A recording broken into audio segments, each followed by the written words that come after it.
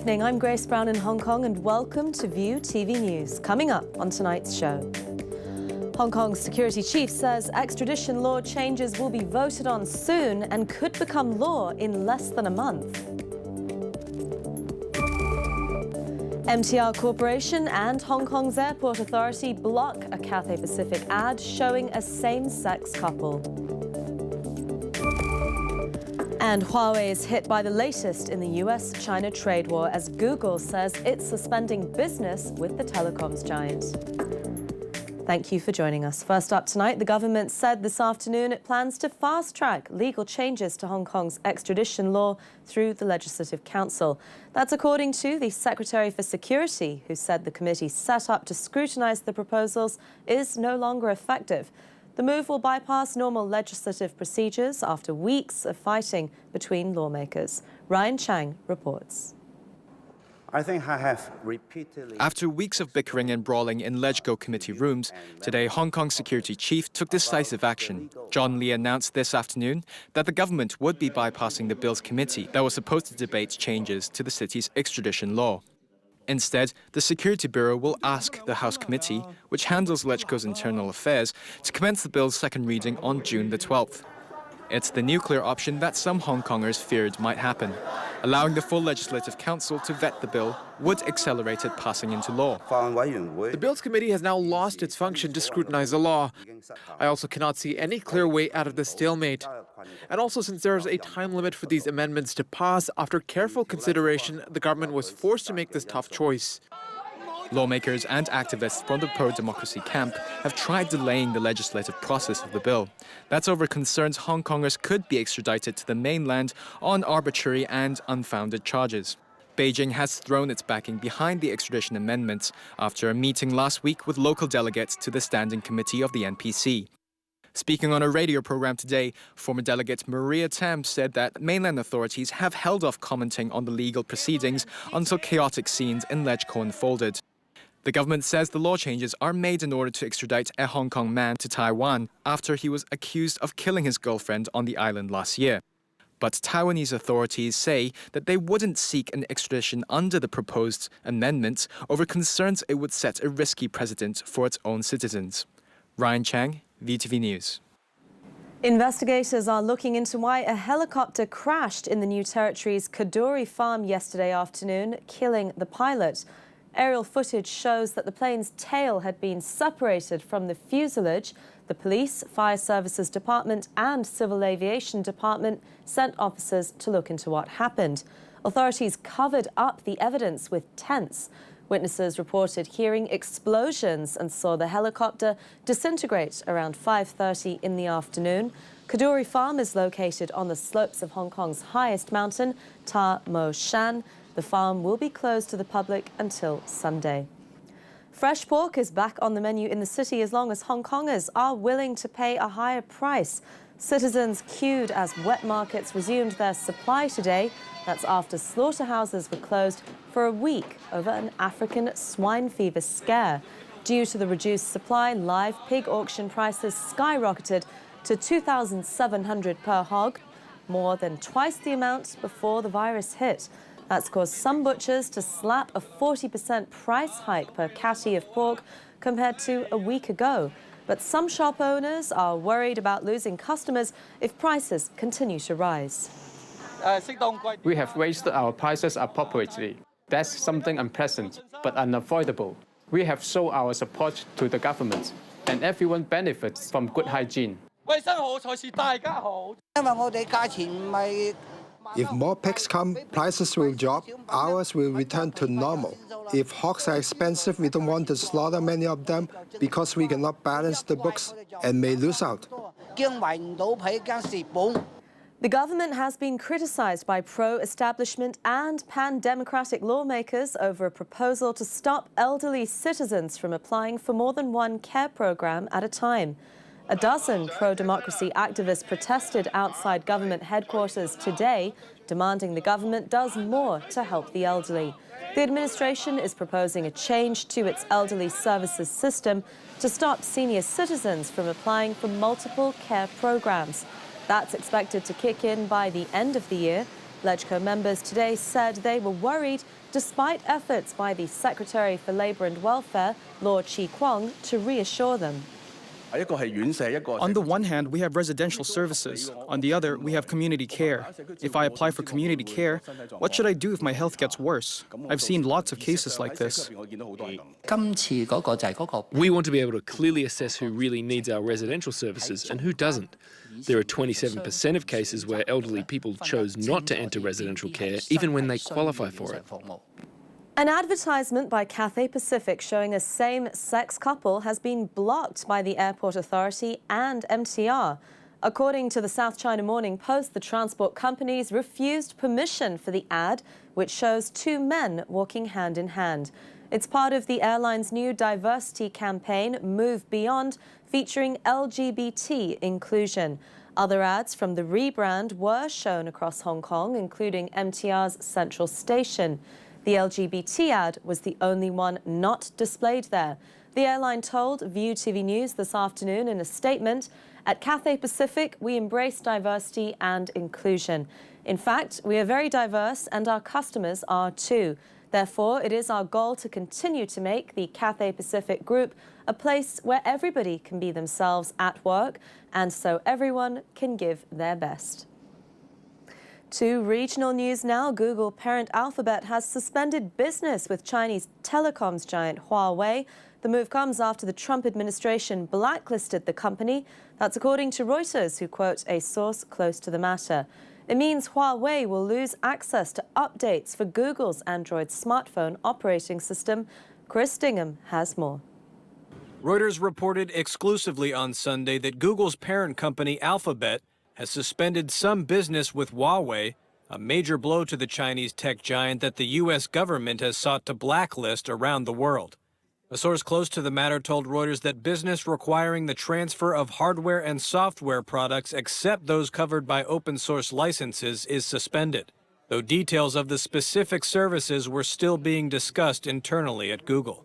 The suspension means Huawei will immediately lose access to updates to the Android operating system, and the next version of its smartphones outside of China will also lose access to popular applications and services, including the Google Play Store and Gmail.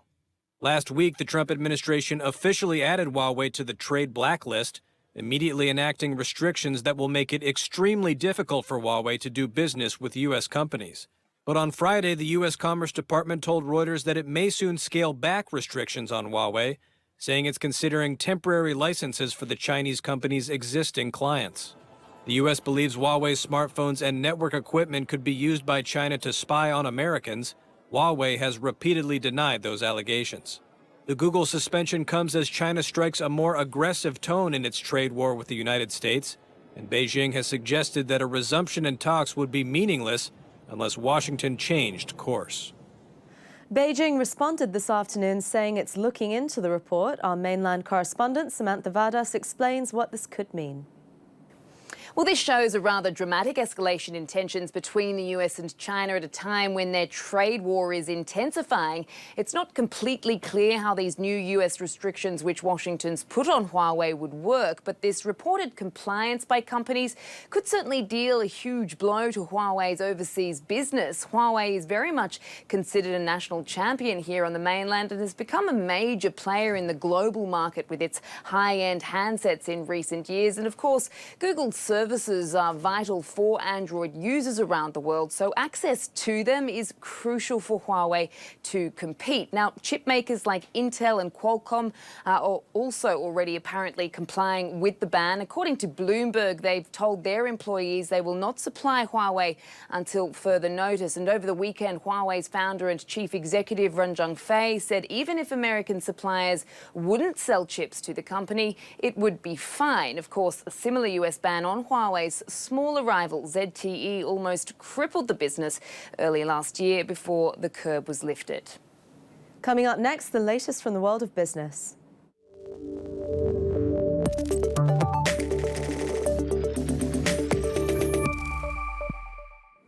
Stock markets in Greater China fell today as investors worried over what might happen next in the US-China trade war. Hong Kong's Hang Seng dipped over 0.5% on the news, ending at 27,787 points. Safe haven stocks saw gains while IT and financial shares were among those worst hit. On the mainland, the Shanghai Composite Index slid 0.4%, closing at 2,870 points. Blue chips fell even harder, while healthcare firms also slipped heavily. Well, US President Donald Trump says his tariffs on Chinese goods are causing companies to move production from China to Vietnam and elsewhere. He added any agreement with China cannot be a 50-50 deal and should favor America due to China's past practices. In an interview with Fox News as channels The Next Revolution, Trump said that the US and China had a very strong deal and they changed it.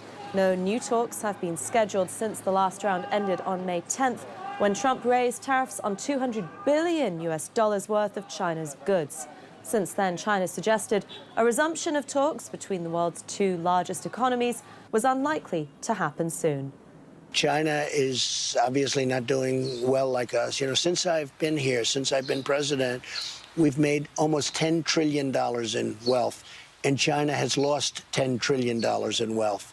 They've lost a tremendous amount. They've gone, you know, they've had a, you see what's happening. Their economy is not great. Our economy has been fantastic. Japan markets closed higher this afternoon after the economy grew faster than expected in the first quarter. Japan's gross domestic product jumped 2.1% year on year. But concerns remain over the bigger picture, as Mayu Yoshida explains. Well, the better-than-expected GDP numbers definitely define many of the predictions from analysts, most of whom had been preparing for a contraction in the world's third largest economy. While the headline figure looks good, though, a closer look suggests that the numbers aren't as robust as they might seem. Imports posted the biggest slump in a decade, falling faster than exports, which suggests that domestic demand is weak. This would be a headache for policymakers and Prime Minister Shinzo Abe, who want to raise Japan's sales tax to 10% in October. Bear in mind that there have been growing calls to delay the tax hike, given the current uncertainty in global demand. Remember, the last time Japan raised the sales tax, it sent the country into a brief recession.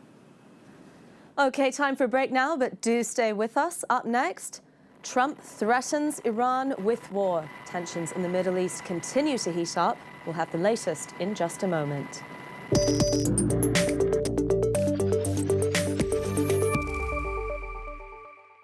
Stunning exclusive interviews, life-changing feature stories, hard-hitting investigative reports.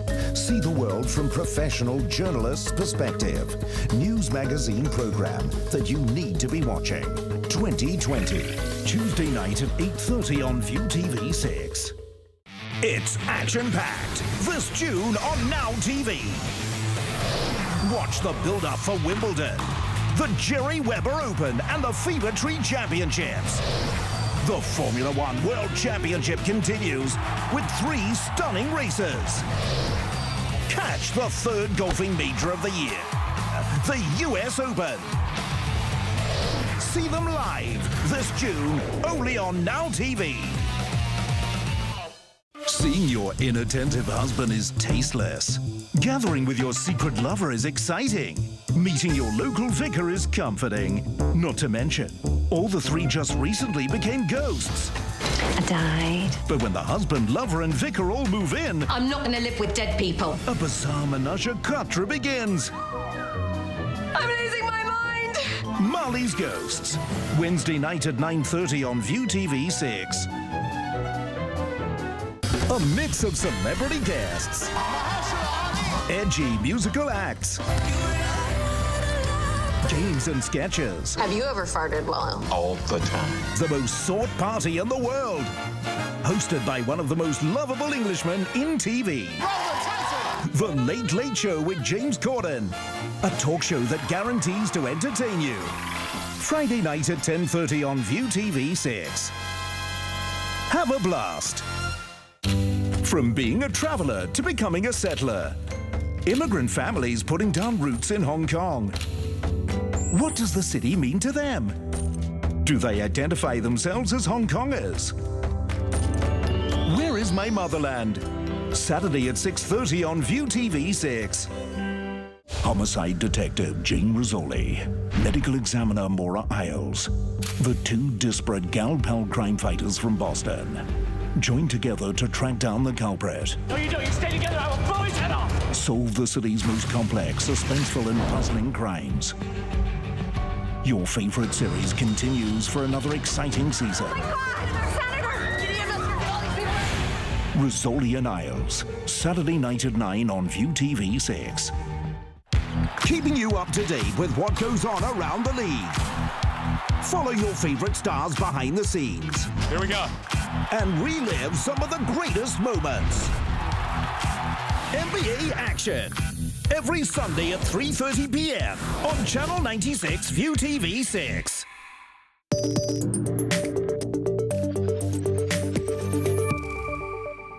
Welcome back. On Monday, Yemen's Iran-aligned Houthi rebels denied Saudi Arabian media reports it had fired a ballistic missile towards Mecca, Islam's holiest site. It comes at a time of heightened tensions between Tehran and Washington. Our Dubai correspondent Jacob Greaves has more. Well, it's fairly strong language used by the US president. He also warned Iran in the tweet to, quote, never threaten the United States again. US regional ally Saudi Arabia has also upped the rhetoric, saying it stood ready to respond with all strength and that it was up to Iran to avoid war, although stressing that Riyadh didn't want conflict. This comes on the back of heightened tensions in the region. Saudi Arabia accused Tehran of ordering drone strikes last week on 2 oil pumping stations in the kingdom. Those attacks were claimed by Yemen's Iran-aligned Houthi group. 2 days earlier, 4 vessels, including 2 Saudi oil tankers, were attacked off the coast of the United Arab Emirates near the Strait of Hormuz in what the UAE has termed sabotage. Authorities here haven't yet said who they think is behind that attack. The Strait of Hormuz is a potential choke point between the US and Iran, with the US Fifth Fleet based in Bahrain. On Sunday, they announced the Gulf Cooperation Council, a group of Gulf nations, had begun enhanced security patrols in the area. Recently, the US said it was sending further military assets to the region. For its part, Tehran has denied any involvement in the recent incidents. But regardless, Saudi Arabia has now called on Gulf and Arab allies to convene for an emergency summit at the end of the month to discuss the ramifications. Well, this comes after the US Navy released a video on Sunday showing warships sailing through the Arabian Sea last week. In it, they performed joint operational exercises. Trump has tightened economic sanctions against Iran after accusing it of threatening US troops and interests. Saudi Arabia has said it stands ready to respond. Tehran has called the moves psychological warfare and a political game. Back at home, Trump's business activities are once again in the spotlight. New York Times reports that anti-money laundering specialists at Deutsche Bank had concerns things may have involved the US president and his son-in-law, Jared Kushner. Ed Giles has the details. Staff at Deutsche Bank flagged transactions tied to entities controlled by Donald Trump and his son-in-law Jared Kushner, saying they should be reported to a federal watchdog for financial crimes. That's according to a report in the New York Times on Sunday, who cited 5 current or former employees at the German-based bank. The sources told the Times the bank rejected the advice from their own anti-money laundering specialists, and that those reports were never filed with the government. The transactions had reportedly set off alerts in a computer system designed to detect illegal activity, some of which involved Trump's now-defunct foundation. The report said the nature of the transactions was not clear, but that some involved money moving back and forth with overseas entities. Compliance staff had prepared reports on some of the transactions in question that they believe should have been sent to a unit of the Treasury Department that polices financial crimes, according to the report. Staff members who spoke to the Times said they saw the decision not to report those transactions as part of a pattern of bank executives protecting relationships with lucrative clients. A Deutsche Bank spokesperson was quoted in the report saying the bank's investigators were not prevented from escalating suspicious transactions. A Trump Organization spokesperson told The Times the story was, quote, absolute nonsense. And the Kushner Organization called the allegations made up and totally false. Reuters was not able to obtain independent comment on the report. Exit polls from India's mammoth election suggest Prime Minister Narendra Modi will be re-elected. His ruling BJP alliance is in the lead with a far better showing than expected in recent weeks. That's despite a growing criticism of Modi's policies in this year's race, which gave the opposition Congress Party a much-needed boost. Dhruv Takekar reports. It was a cause for celebration. Voting in the world's single biggest democratic exercise came to an end in India after nearly 6 weeks across 543 constituencies in 7 phases.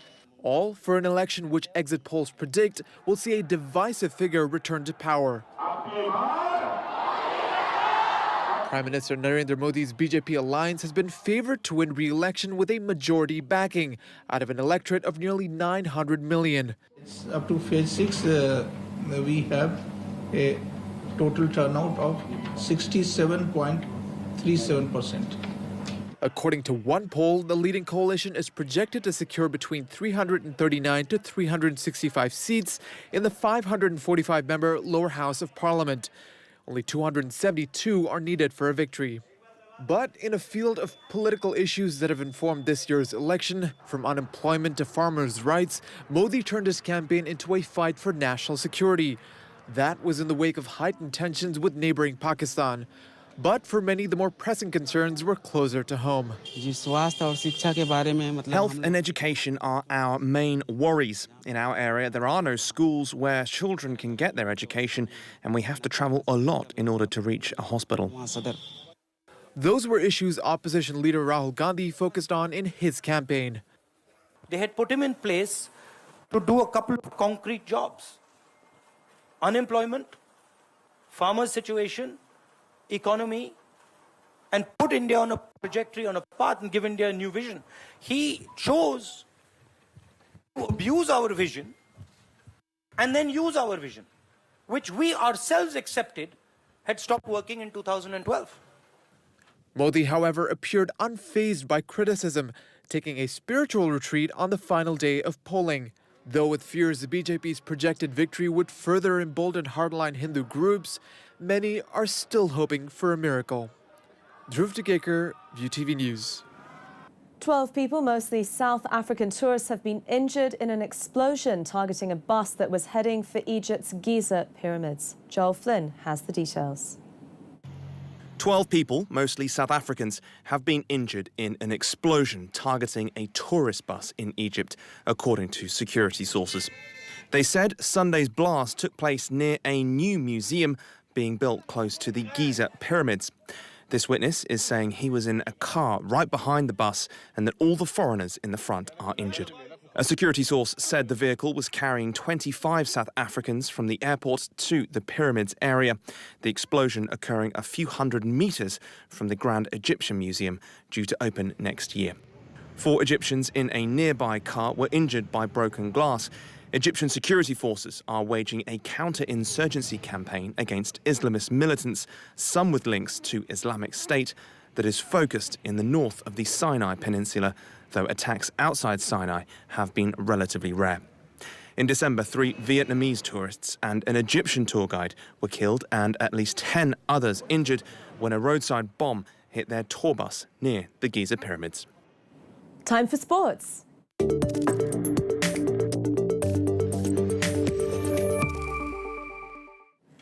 Golf first, Brooks Koepka has survived a dramatic late battle to clinch the PGA Championship for the 2nd straight year. The defending champion finished 8 under, 272 at Bethpage Black, enduring a difficult final round with misses like this at the par 3 17th. He had to survive a tight fight against world number 1 Dustin Johnson, who cut Koepka's 7-shot lead to just 1. But Johnson faltered on the 16th and 17th hole and let Koepka limp across the finish line 2 strokes ahead. It's the Floridian's 4th career major title in less than 2 years, coming after back-to-back wins at the US Open titles. It's mind-blowing. Today was definitely the most satisfying out of all of them for how stressful that round was, how stressful DJ made that.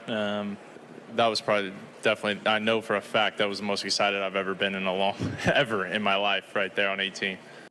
Moving on to tennis, and Rafael Nadal has landed his 9th Italian Open win. He comfortably beat world #1 Novak Djokovic in the Rome finals last night. The Spaniard stunned audiences by storming through the first set in 39 minutes, ending with a 6-0 victory. Djokovic rallied in the second, saving 4 break points before winning the set.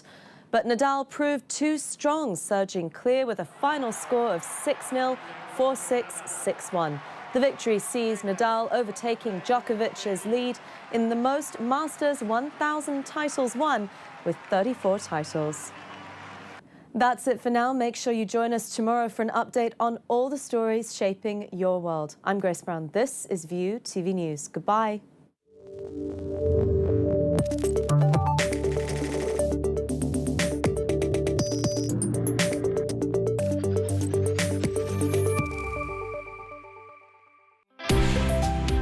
Coming up next, Forensics Season 2.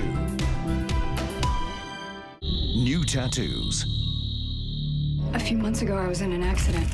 Draw everyone deeper into the mystery. There are some parts of me that woke up again. Struggles to cope with secrets from the past, while racing to prevent an international crisis. A twist that will change everything. Get out of the house right now.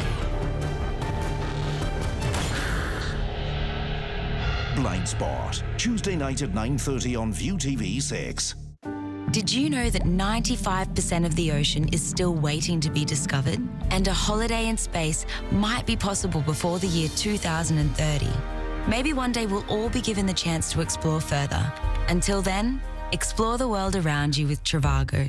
Just type in your destination, select what you're looking for, and Trivago will show you the hotels that match your search criteria, so you can explore the world around you just the way you like. Hotel Trivago. Registered electors who have moved, remember, by June 2nd, to submit an application form with address proof to the Registration and Electoral Office. Provide your phone number and email address for easier contact and to receive candidate selection emails. Log into voterinfo.gov.hk to check that your particulars have been updated. Remember the date. For inquiries, call 2891 1001. In another exciting season, Jamie and Adam continue to investigate a collection of urban myths. Tenderizing steak was explosive! Decode and demystify them. From testing the stuff of nightmares in an underwater car to seeking to prove you can teach an old dog new tricks. That's easy enough to test. Action-packed adventures full of fun and fascination. What more could you possibly ask for?